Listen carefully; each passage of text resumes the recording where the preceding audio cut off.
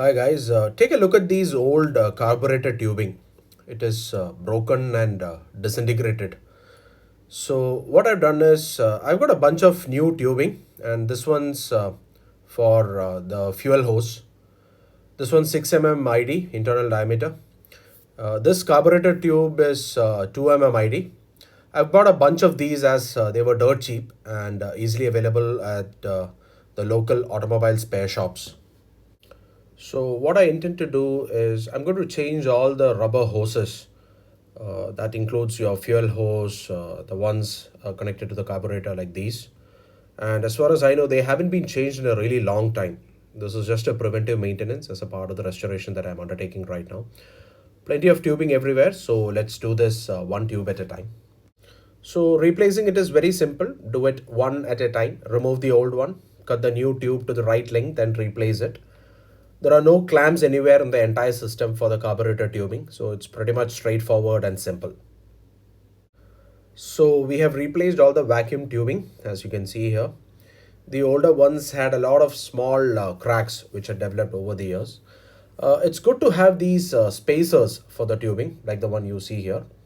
I think I am going to need a different one for holding these two tubes here. I may end up using a cable tie to tie those two tubes up. You can see another one here.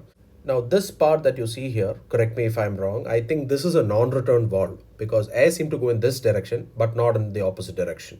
This one's an original carburetor from UCal Mikuni.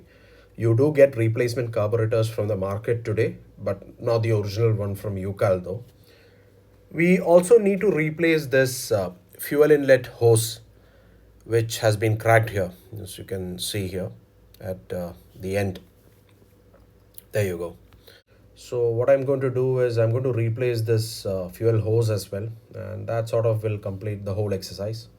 So we have changed all the hoses that connects to the carburetor, including the fuel inlet hose, the outlet hose, and we have replaced all the old clamps with new spring clamps and Jubilee clamps.